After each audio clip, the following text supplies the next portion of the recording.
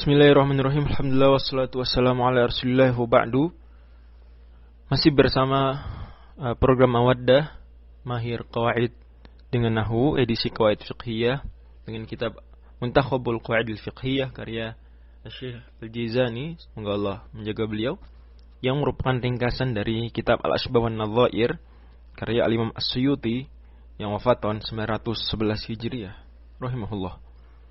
Dan kita sudah masuk ke rangkaian kaidah-kaidah terakhir di kitab Al-Muntakhab ini, Al-Qaidatus Tsaminah, kaidah yang ke-8 dari qawaid kulliyah, dari kaidah-kaidah kulliyah. Jadi sudah kita bahas 5 qawaid kubra, kemudian sekarang kita akan belajar kaidah-kaidah kulliyah. Sudah dibahas 7, sisa 6. Di pertemuan kali ini cukup padat, ada 6 kaidah. Ya, dan penulis sendiri memang meringkas pembahasan per kaidahnya, tidak sedetail kasus-kasus sebelumnya, kaidah-kaidah sebelumnya. Kata beliau, kaidah yang ke-8 dari qawaid kulliyah yang 13. Dan penting diingat ya bahwa sebetulnya di kitab Al-Ashbah wan Nadhair disebutkan 40 kaidah kulliyah. Hanya saja namanya juga ringkasan, diringkas menjadi 13 saja. Dan bagi yang ingin mempelajari lebih lanjut bisa membaca langsung kitab Al-Ashbah wan Nadhair karya Imam As-Suyuti yang memang sangat populer juga di Indonesia. Al-fadilatul muta'alliqatu binafsil ibadati aula minal muta'alliqati bimakaniha.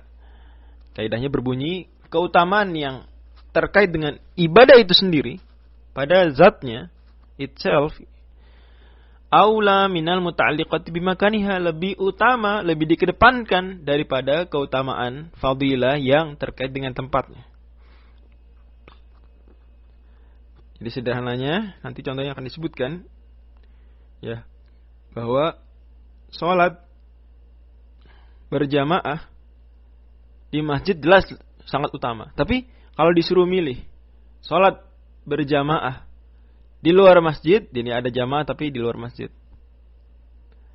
dengan sholat di masjid sendiri, mana yang lebih utama?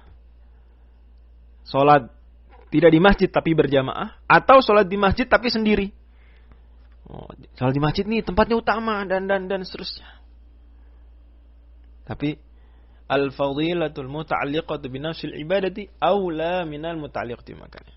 Kaidahnya, fadilah, keutamaan yang diperoleh dengan di dalam perbuatan ibadah itu sendiri lebih diperhatikan daripada keutamaan yang terkait dengan tempatnya. Lebih diprioritaskan kita sholat berjamaah meskipun tidak di masjid daripada sholat yang di tempat mulia, masjid, tapi apa? Tapi sendiri. Qala fi syarhil muhadzabi, berkata dalam syarh al-muhadzab, maksudnya Imam An-Nawawi yang berkata, sebab syarhul muhadzab tulisan beliau. Dan ini biasa dalam buku-buku para ulama, mereka kadang berkata dalam kitab ini, tidak disebutkan siapa yang berkata. Tapi karena nama kitabnya disebutkan dan kita semua tahu kitab tersebut tulisan siapa, fahamlah kita bahwa failnya adalah sebetulnya dhamir mustatir taqdiru huwa yang ya'udu ila al-Imam An-Nawawi. Hadhihi qaidatun muhimmatun, ini adalah kaidah yang penting, sarraha biha jama'atun min ashabina, sekelompok dari sahabat-sahabat kami, ya, ini sesama ulama Syafi'iyah, secara eksplisit menyebutkannya, wa hiya mafhumatun min kalamil baqin, tetapi dia juga sebetulnya terfahami dari ucapan ulama-ulama Syafi'iyah yang lain meskipun secara eksplisit tidak mengatakan, namun secara implisit menyetujui. Memang kaidahnya juga disepakati pada akhirnya. Dalil dari kaidah ini sebetulnya adalah diantaranya hadis Aisyah radhiyallahu anha, di mana Nabi sallallahu alaihi wasallam bersabda, la salata bi hadrati ta'ami wala wa huwa yudafi'uhu al-akhbathani. Hadis Bukhari Muslim, Nabi sallallahu alaihi wasallam bersabda, tidak boleh, ini makruh maksudnya, tidak boleh salat, tidak sempurna salat gitu ya. Karena la kalau menafikan sesuatu dalam Quran atau hadis bisa menafikan keberadaannya, bisa menafikan keabsahannya, bisa menafikan kesempurnaannya, gitu ya. Bisa menafikan kebolehannya juga. Oke. Di sini makruh, tidak kesempurna sholat orang yang sudah ya disediakan makanan bagi dia, atau dia apa? Menahan-nahan al-akhbathan, mohon maaf, buang air kecil, buang air besar. Akramakumullah. Hadis ini sebetulnya bicara tentang orang yang mau sholat ke masjid. Dia mau ke masjid sholat berjamaah. Tapi makan malam ya. Dan para sahabat waktu itu kira-kira makan malamnya adalah antara sebelum maghrib atau setelah maghrib. Ya, seringnya sebelum, atau tidak jarang ya, sebelum maghrib. Kalau mereka menyiapkan makanan, kadang sudah selesai makanan, dihidangkan agak jauh dari maghrib sehingga bisa selesai makan baru maghrib. Atau kadang setelah maghrib baru selesai. Kadang tepat ketika waktu azan maghrib. Gimana nih? Jadi sholat atau makan? Dalam kasus, ya tentu secara umum, ya dalam kasus-kasus yang misalnya dia lapar atau makanan sudah baru dihidangkan dan akan mengganggu konsentrasinya dan seterusnya, maka ya dia makruh langsung sholat, makan dulu aja. Begitu juga kalau dia menahan, mohon maaf, buang air kecil, buang air besar. Padahal ini sholat berjamaah nih di masjid. Ya tapi Anda nanti pergi ke masjid sholat berjamaah tapi nggak fokus. Anda nggak khusyuk. Anda sholat Anda seperti tidak sholat, malah menyiksa Anda pada akhirnya. Maka muncullah terfahami dari situ kaidah bahwa berarti di sini Nabi seolah mengatakan, ya sudah, lebih utama kamu tidak sholat berjamaah di masjid, ya, tapi sholat kamu khusyuk daripada kamu sekarang pergi berjamaah ke masjid, tapi sholat kamu malah seperti menyiksa kamu karena kamu tidak khusyuk dan menahan seterusnya. Jadi tidak mengapa, makan dulu. Gimana kalau sholatnya keburu selesai? Nggak apa-apa. Atau tadi apa? Selesaiin dulu kebutuhan ke belakangnya, seperti itu. Al-fadilatul muta'alliqatu binafsil ibadati aula minal muta'alliqati bimakaniha. Oke. Wa yatakharraju 'alaiha masailu masyhuratun, dan bisa diturunkan dari kaidah kuliah ini beberapa perkara fikih yang terkenal. Minha sholatu fi jawfil ka'bati afdalu minas sholati kharijaha. Salat di dalam Ka'bah lebih afdal daripada salat di luar Ka'bah sebetulnya. Fa illam yurja fiha al-jama'atu wa kanat kharijaha fal jama'atu kharijaha afdalu. Tetapi kalau tidak diharapkan ada jamaah di situ, enggak ada jamaah nih, sendiri salatnya. Sementara jamaahnya di luar, maka salat di luar lebih afdal. Seperti itu. Wa minha salatul fardhi fil masjid afdalu minhu fi ghairihi. Di antara penerapan kaidah ini sudah saya singgung tadi ya, bahwa salat wajib di masjid lebih utama daripada salat wajib di selain masjid. Tapi falau kana masjidun la jama'ata fihi, kalau ada masjid ya enggak ada jamaahnya, salat sendiri berarti kita di situ. Wa hunaka jama'atun fi ghairihi, tapi ada jamaah sebetulnya, mau salat juga di luar masjid, fa salatuha ma'al jama'ati kharijahu afdalu minal infiradi fil masjid. Maka salat berjamaah, salat wajib tadi berjamaah di luar masjid lebih utama daripada salat sendiri di masjid. Wa minha salatun nafli fil baiti afdalu minha fil masjid. Di antara penerapannya juga adalah salat sunnah di rumah lebih utama daripada salat sunnah di masjid. Lianna fi'laha fil baiti fadilatun tata'allaqu biha, karena pekerjaan di rumah itu ada keutamaan yang terkait dengan ibadah itu sendiri, ya, binafsil ibadah. Fa innahu sababun li tamamil khusyu'i wal ikhlasi wa ab'adu min ar-riya'i wa shibhihi.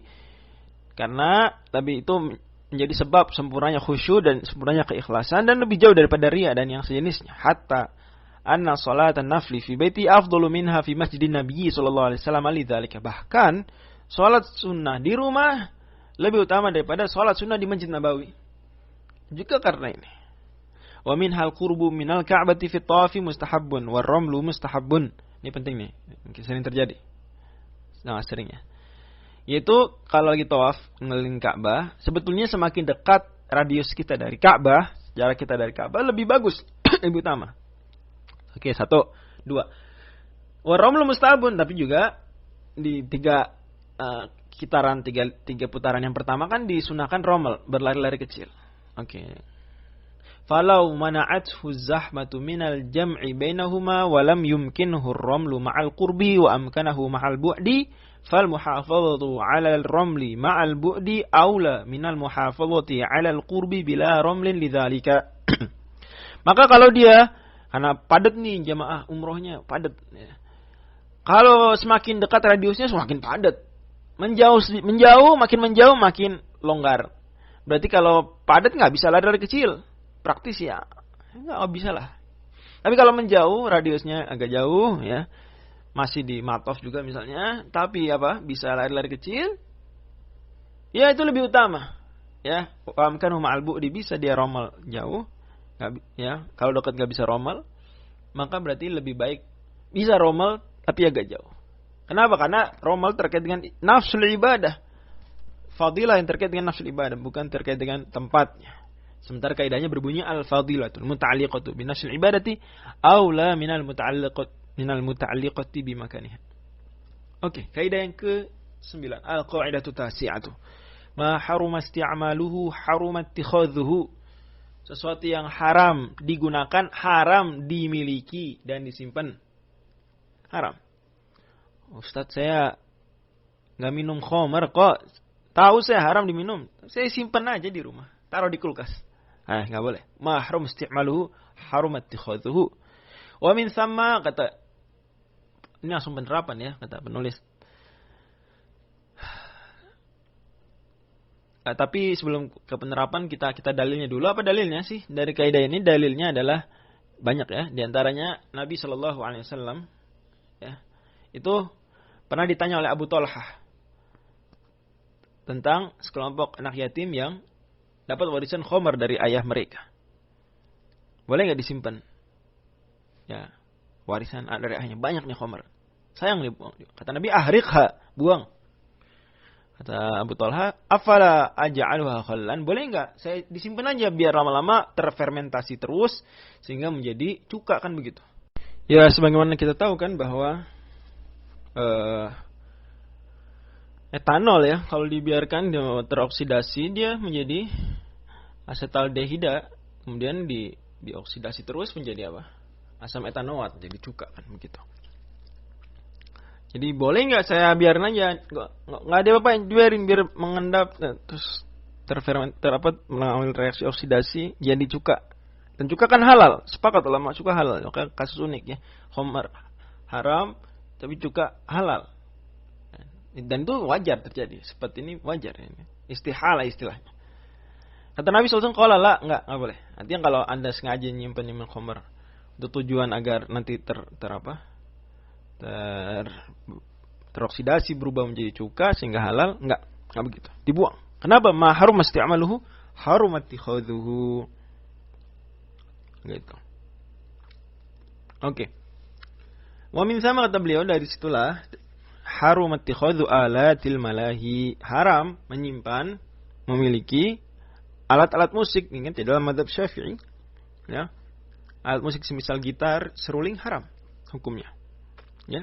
Yang boleh ya semisal rebana gitu. Adapun gitar, seruling enggak boleh. Ini bisa dilihat ya dalam buku-buku mazhab Syafi'i. Enggak boleh nyimpan gitar di rumah, enggak boleh ya. Wa awanin naqdain, begitu juga enggak boleh nyimpan bejana-bejana terbuat dari naqdain, emas dan perak, enggak boleh juga. Saya enggak pakai kok, tapi ya enggak boleh juga disimpan, dimiliki enggak boleh. Wal kalbi, enggak nyimpan anjing. Liman, tapi kalau anjing ada rinciannya, liman la yasidu, bagi yang tidak menggunakannya berburu atau menggunakan untuk hal-hal yang dibolehkan dalam syariat. Jadi memang dalam defaultnya nggak boleh, haram memelihara anjing tanpa tujuan-tujuan yang syar'i dalam mazhab Syafi'i.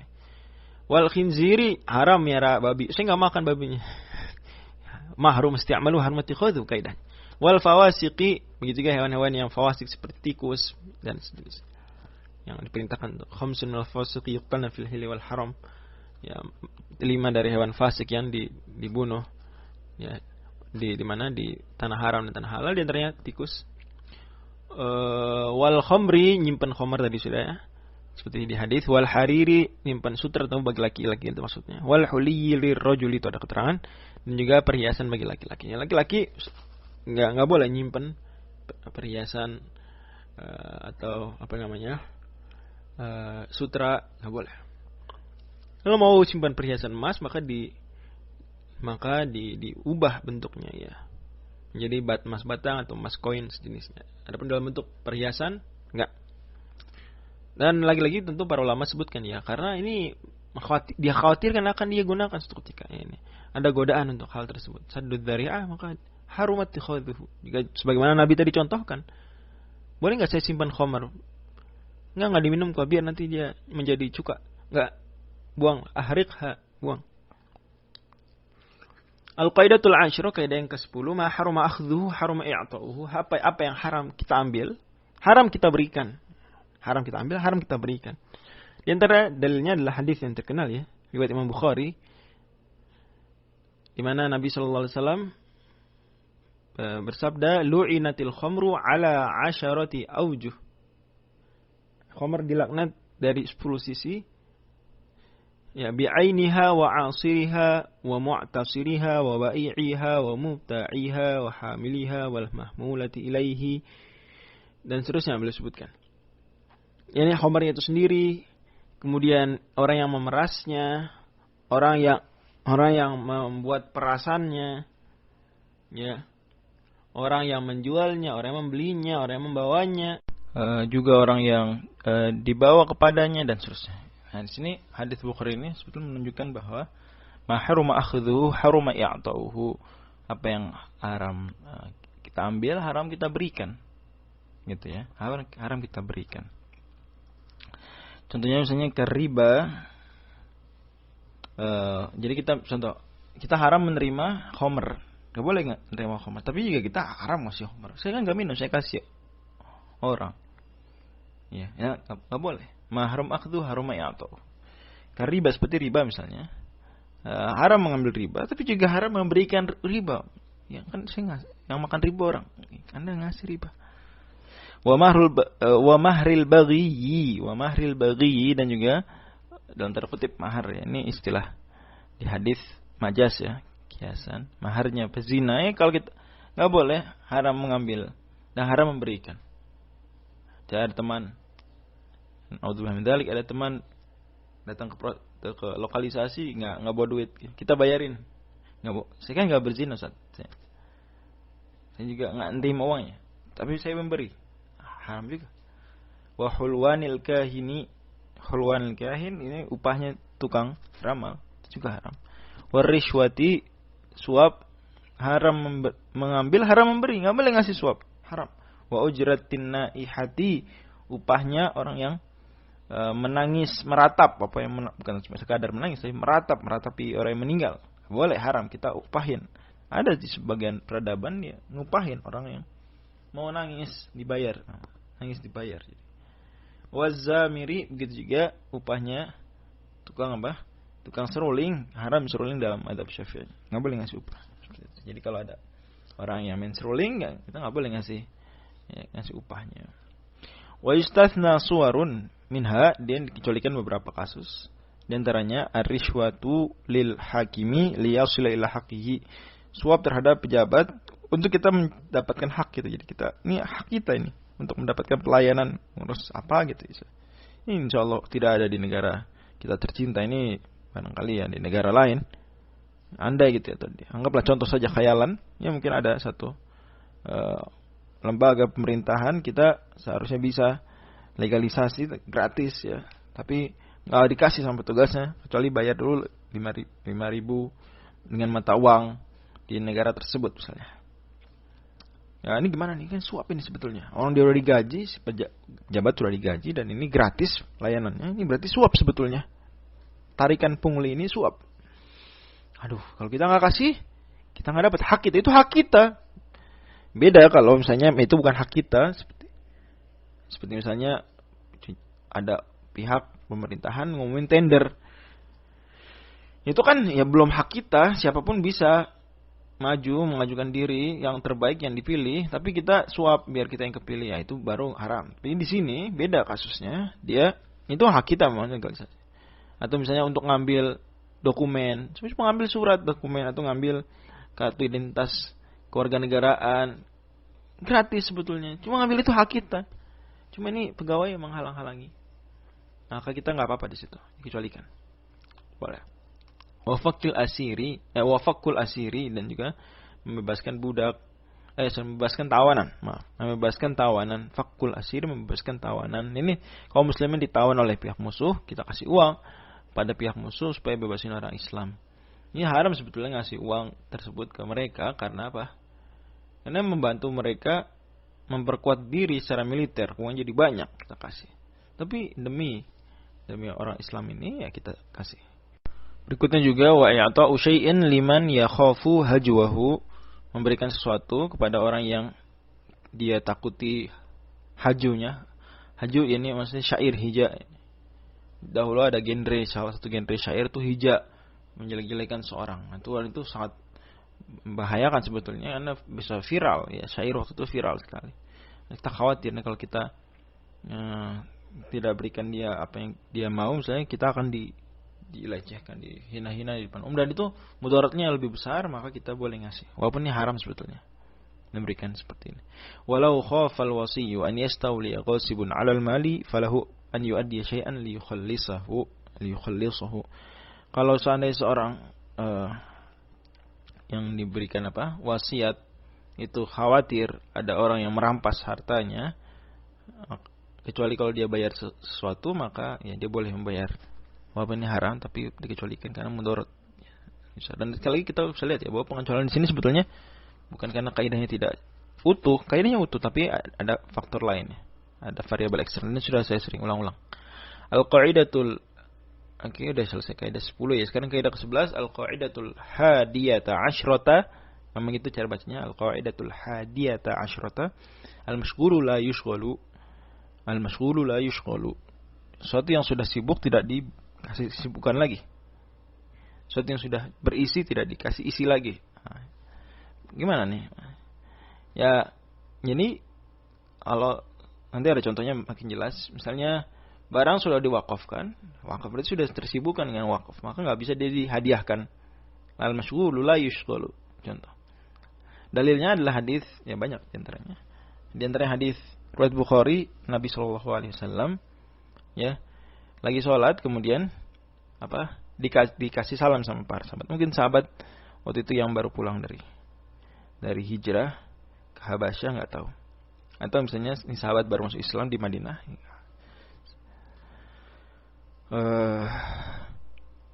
Nggak tahu kalau nggak boleh ngomong dalam sholat, ngasih salam. Kemudian Nabi nggak jawab tentunya. Setelah saya sholat ya seolah-olah mungkin Nabi menangkap dari mereka ada bingung kok Nabi nggak jawab salam. Maka Nabi bilang inna fis sholati la syughlan, sungguh dalam sholat ada kesibukan. Hadis Bukhari ini menunjukkan bahwa al-mashghulu la yushghalu, sesuatu yang sudah terisi tidak diisi lagi yang lain. Sesuatu yang sudah disibukkan dengan sesuatu tidak disibukkan dengan yang lain. Al-mashghulu la yushghalu.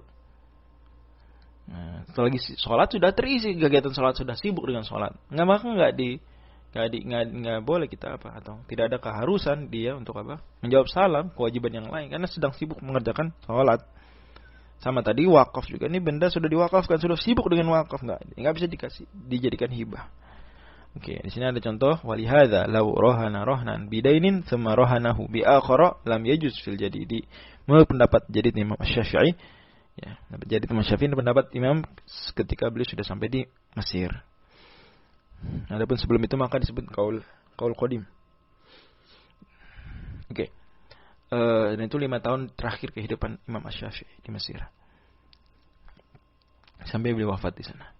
Karena kata beliau di sini, kata penulis, karena itulah kalau seorang sudah menggadaikan suatu barang dengan sebuah hutang, misalnya dia berhutang anggaplah 10 juta rupiah, kemudian dia menggadaikan motor ya dia hutang tersebut, kemudian dia mau berhutang lagi ke orang lain atau mungkin ke orang yang sama ya dengan hutang yang baru, misalnya 20 juta lagi atau 10 juta lagi, maka dia tidak bisa menggadaikan barang tersebut ke dia. Juga wa min nadhairihi la yajuzul ihramu bil umrati lil akifi bi minan liishtighalihi bir ramyi wal mabiti. Di antara kasus yang juga merupakan penerapan dari kaidah ini, al-mashghul la yushghalu, adalah tidak boleh seorang berihram dengan umrah bagi orang yang sedang iktikaf di Mina. Ya, lagi haji nih, kemudian dia sedang di Mina, sedang mabit ya, akif ini maksudnya mabit sebetulnya. Istilah yang populernya, dia saya ihram dengan umrah lah, mumpung nih Mina itu ada di luar tanah haram. Kita semua tahu ya bahwa orang kalau lagi di Mekah mau umroh harus keluar dulu dari tanah haram. Sedikit ya keluar, kemudian baru berihram, baru masuk lagi. Nah, tadinya kan kegiatan haji di dalam Mekah, di dalam tanah haram bahkan ya. Kemudian, waktunya mabit di Mina luar.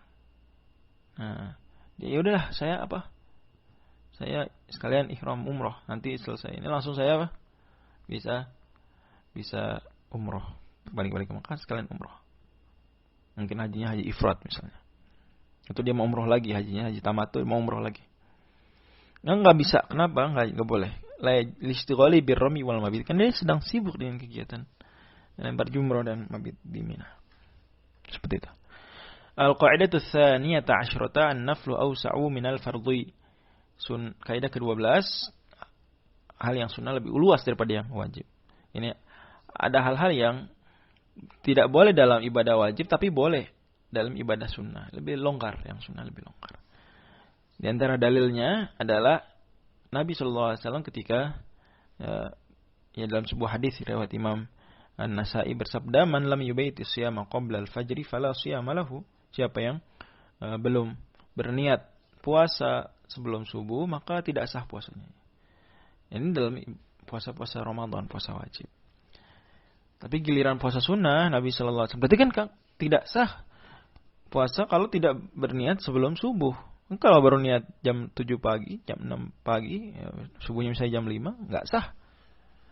Tapi Nabi sallallahu alaihi wasallam pernah dalam kasus puasa sunnah datang kepada Aisyah, pulang dari masjid misalnya, kemudian ke rumah Aisyah, nanya, apa sarapan kita? Hal indakum syai'un, ada sesuatu nggak buat dimakan pagi ini? Kata Aisyah, lah nggak ada nih, nggak ada. Kata Nabi SAW, fa ini idan soimun. Kalau gitu saya puasa.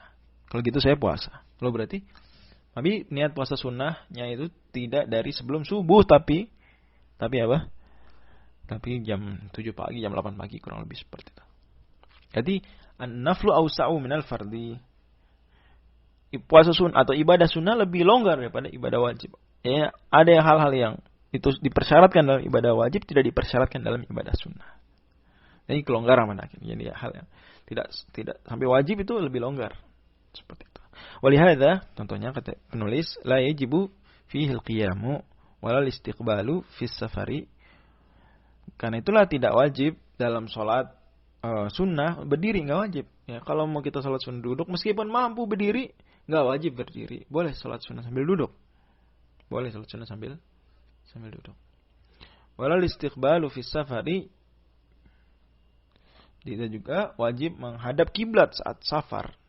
Ya, kan kita boleh ikut di kendaraan. Sunnah, sholat wajib nggak boleh. Wala tajdidu listihadi fil qiblati. Tidak mengapa tidak memperbaharui istihad terhadap kiblat. Jadi kalau kita safar, sebetulnya kita harus, dan gak ada kompas ceritanya, beristihad mana ya, kiblat mana, nih lihat-lihat matahari, lihat-lihat sungai, lihat-lihat pohon, apalah bebatuan, itu bisa mencari, nih kiblat di sini kira-kira, angin gitu dilihat. Dan itu harus dilakukan setiap sholat wajib dilakukan. Tapi kalau sholat sunnah mau berkali-kali, nggak harus memperbaharui ijtihad terus. Nggak.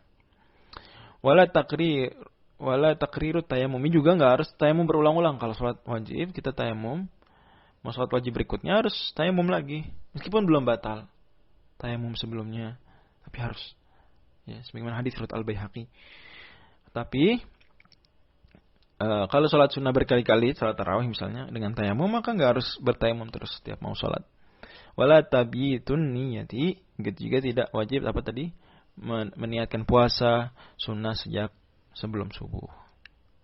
Al-qaidatu tsalitsata 'asyrata, kaidah ke-13, al-maisuru la yasqutu bil ma'suri. Al-maisur la yasqutu bil ma'sur. Sesuatu yang bisa dilakukan dengan mudah tidaklah gugur karena ada yang lain yang susah. Hanya karena ada kesusahan dalam sesuatu tidak gugur kewajiban melakukan yang mudah. Nabi sallallahu alaihi wasallam bersabda, ini dalilnya ya. Dalam hadis yang diriwayatkan oleh Imam Al-Bukhari, fa idza nahaitukum an syai'in fajtanibuhu wa idza amartukum bi amrin fa'tu minhu mastata'tum. Kalau aku larang, tinggalkan. Kalau aku perintahkan, maka lakukan semampu kalian. Hadis Bukhari ini menunjukkan bahwa kalau Allah nyuruh sesuatu, maka kita Ketika nggak bisa melakukan utuh, ya lakukan sebagian yang dimampui. Nggak bisa 100%, ya lakukan 80% yang dimampui. Jangan sampai nggak sama sekali malah. Karena kenapa? Karena yang 80% kan itu maisur, itu mudah dilakukan. Maka tidaklah gugur kewajiban melakukan atau perintah melakukan yang 80% ini hanya karena ada 20% yang maksur yang tidak bisa dilakukan. Oke. Qala Ibnu Subki, berkata Ibnu Subki, Tajuddin Ibnu Subki sudah pernah kita sebutkan. Wahya min asyharil qawaidil mustanbatati min qawlihi sallallahu alaihi wasallam idza amartukum bi amrin fa'tu minhu mastata'tum. Kata beliau, ini adalah termasuk kaidah yang paling terkenal, diambil kesimpulannya dari sabda Nabi SAW yang tadi saya bacakan. Kalau aku perintahkan kepada kalian dengan sebuah perintah, maka lakukanlah semampu kalian. Wa biha radda ashabuna ala Abi Hanifah qawlahu innal uryana yusalli qa'idan. Dengan demikian, maka dengan kaidah inilah ulama-ulama kita membantah, menjawab argumentasinya dan pendapatnya Abu Hanifah radhiyallahu anhu dalam perkataan beliau, sungguh orang yang tidak punya pakaian, sholatnya berdiri. Jadi kata Imam Abu Hanifah, kalau orang nggak punya baju sama sekali, nggak bisa menutup aurat, sholatnya jangan berdiri, sholatnya duduk. Kenapa? Agar aurat yang terlihat lebih sedikit. Nah, gitu. Faqalu idza lam yatayassar satrul aurati falima yasqutul qiyamul mafruḍu. Nah, ulama Syafi'iyah respon, ulama Syafi'iyah nggak setuju demikian. Nggak setuju. Ya, ini sebetulnya khilafnya di penerapan kaidah ya. Kaidahnya nggak diterapkan begini caranya. Kenapa? Karena hadisnya sama. Abu Hanifah juga mengimani hadis barusan, cuma menerapkannya. Nah, gitu. Dalam kasus ini Imam Abu Hanifah lihat, wah ini mudarat kalau dia berdiri, ya, dia nggak mampu menutup aurat. Kalau berdiri makin kelihatan auratannya. Dia duduk aja. Kalau menurut Syafi'i melihatnya, wah, dia kan maksur nih, menutup aurat maksur, nggak bisa dilakukan. Ya, salat itu syarat sah salat. Tapi jangan lupa berdiri juga itu kan harus. Ya, dan berdiri maisur, nggak susah. Bisa dia berdiri, maka ya berdiri aja. Kenapa? Wa dzakarul imamu an hadhil qa'idata min al-usul asy-syai'ati allati la takadu tunsa ma uqimat usul asy-syari'ati. Al-Imam, siapa Al-Imam di sini? Ya, Imamul Haramain Al-Malik Al-Juwaini, wafat tahun 478 Hijriah. Beliau mengatakan bahwa kaidah ini termasuk di antara kaidah yang syai'ah terkenal, tersebar luas, hampir-hampir tidak dilupakan selama pokok-pokok syariat masih ditegakkan. Maka kita juga penting misalnya di suatu negara belum bisa menjalankan utuh semua ajaran Allah Subhanahu wa taala dalam pribadi dan kemasyarakatan, politik, hukum, ekonomi belum bisa utuh, maka jangan sampai ditinggalkan sama sekali. Diusahakan semampunya. Ya, tidak bisa 100%, tapi bisa 90%, maka tetap wajib melakukan dan mengusahakan yang 90% tersebut. Al-maisuru la yasqutu bil ma'suri, al-maisur la yasqutu bil ma'sur. Wa furu'uha katsiratun, juga ada contoh-contoh yang lain, banyak contoh penerapan kaidah. Minha idza kana maqtu'a ba'd al-atrafi yajibu ghuslul baqi jazman. Sepakat ulama Syafi'i secara tegas mengatakan bahwa kalau ada orang, ya, tangannya atau kakinya terpotong sebagian, maka tetap wajib membasuh yang sebagian lagi. Contoh, ada orang pergelangan tangannya putus, ya, terpotong. Berarti sudah tidak punya lagi telapak tangan. Kalau wudu gimana? Wajib nggak membasuh lengan bawah? Jawabannya tetap wajib. Kenapa? Al-maisur la yasqutu bil ma'sur. Ya, bisa kan dia membasuh pergelangan tangan, lengan bawah? Bisa. Maka tidak gugur hanya karena ada ma'sur, itu membasuh apa? Tangannya, telapak tangannya sudah nggak ada. Wa minhal qadiru ala ba'dis sutrati yasturu bihil qadrul mumkina jazman. Ada orang nggak bisa menutup seluruh aurat dia dalam sholat, cuma bisa sebagian. Saya perempuan, wah nggak bisa nih, bukannya nggak ada, tapi ada baju panjang nutupin tangan, nutupin kaki, ya pokok. Tapi mau kena yang nutupin rambut nggak ada nih, aduh gimana? Sama sekali nggak ada, dia di mana wilayah nggak ada sama sekali. Kalau gitu ya saya udah semampunya aja segitu aja. Tetap jangan, saya nggak sekalian aja buka aurat, enggak gitu. Ini berlaku juga bagi siapa yang ada di satu tempat, di sana akan dibunuh kalau pakai jilbab misalnya contoh. Ya, tapi kalau dan seterusnya, maka dia jangan malah pakai baju yang buka aurat yang lain, dia cukup nggak pakai jilbab saja. Atau misalnya di satu tempat akan dibunuh, akan hukuman keras kalau pakai niqab. Tapi kalau pakai masker nggak apa-apa. Yuk pakai masker kalau gitu. Dalam madzhab Syafi'i menutup wajah hukumnya wajib bagi wanita. Dalam madzhab Syafi'i wajib. Jadi kalau memang tapi di satu wilayah nggak boleh dipakai menutup wajah bagi perempuan. Niqab gitu, burqa dan sejenisnya. Tapi boleh pakai masker nggak? Oh boleh pakai masker. Yuk pakai masker sekalian. Nggak apa-apa. Sama aja. Maksudnya tercapai menutup wajah. Kan yang penting bukan niqab atau burqa, yang penting menutup wajahnya menurut madzhab Syafi'i itu yang wajib. Penting, orang sering salah paham ya. Hati-hati. Oke, wa min hal qadiru ala ba'dil Fatihati ya'ti bihi bila khilafin. Ada orang enggak bisa baca Fatihah utuh. Fatihah rukun salat. Gitu. Tadi berdiri juga kan rukun. Fatihah rukun. Orang enggak bisa baca Fatihah 7 ayat, cuma bisa 5 ayat. Ya sudah 5 ayat aja dibaca. Ya, 5 ayat dibaca. Wa minha idza lam yumkinhu raf'ul yadaini fi sholati illa biziyadati 'ala al-qadri al-masyru'i aw naqsin atau bil mumkin. Orang enggak bisa ngangkat tangan dalam salat, yakni enggak bisa sesuai sunnah. Ya. Enggak bisa sesuai sunnah. Dia cuma bisa tangannya mungkin sakit gitu ya. Lebih tinggi dari yang sunnah, jadi ngelebihin kuping ke atas lagi, atau lebih rendah, ya cuma bisa seperut atau apalah kurang dari yang disunnahkan. Maka ya udah dia lakukan semampunya. Wa min al-misur la yasqutu bil masur. Wa min halau ajaza ani ruku'i wasjudi dunal qiyami lazimahu bila khilafin indana. Ada orang salat dia enggak bisa ruku atau enggak bisa sujud, tapi bisa berdiri. Ya. Gitu, bisa berdiri, maka dia ya udah wajib berdiri. Berdiri rukun ya, berdiri rukun. Tanpa ada perbedaan pendapat di kalangan kita ini ulama Syafi'iyah. Tanbihun, peringatan. Kharaja an hadhil qa'idati masailu, ada beberapa perkara yang keluar dari kaidah ini sekali lagi karena ada faktor lain keluarnya.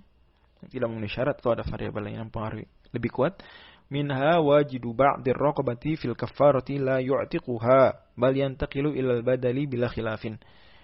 Orang yang tidak menemukan orang yang hanya menemukan budak setengah ya. Setengah budak maksudnya dia punya budak satu nih berdua sama temannya. Dia punya budak sih, tapi punya budaknya cuma kepemilikan 50% berdua dengan temannya. Misalnya Budi dengan Jendri punya apa?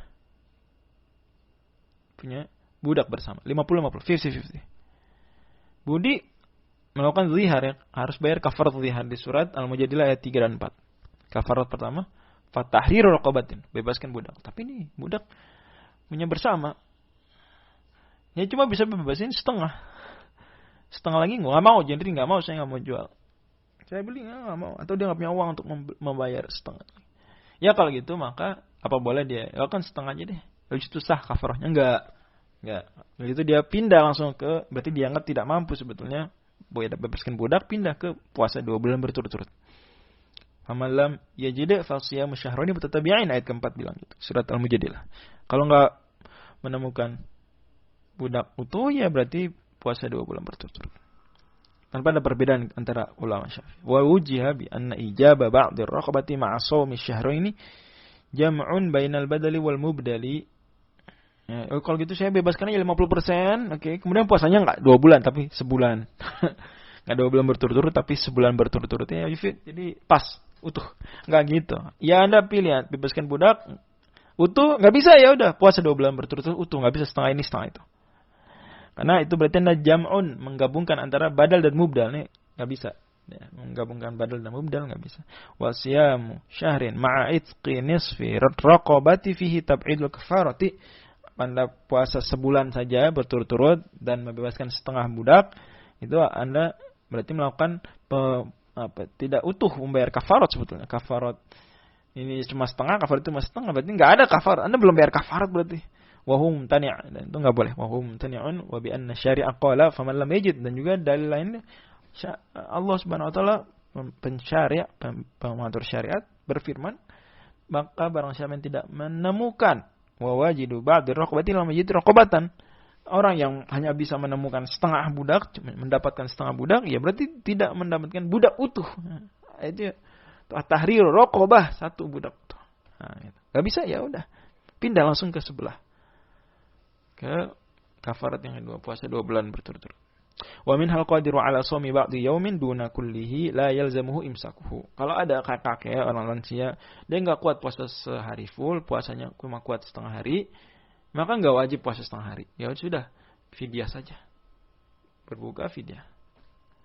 Tidak harus puasa paksakan setengah hari, semampunya kan. Fa'tu min masata'tum. Enggak.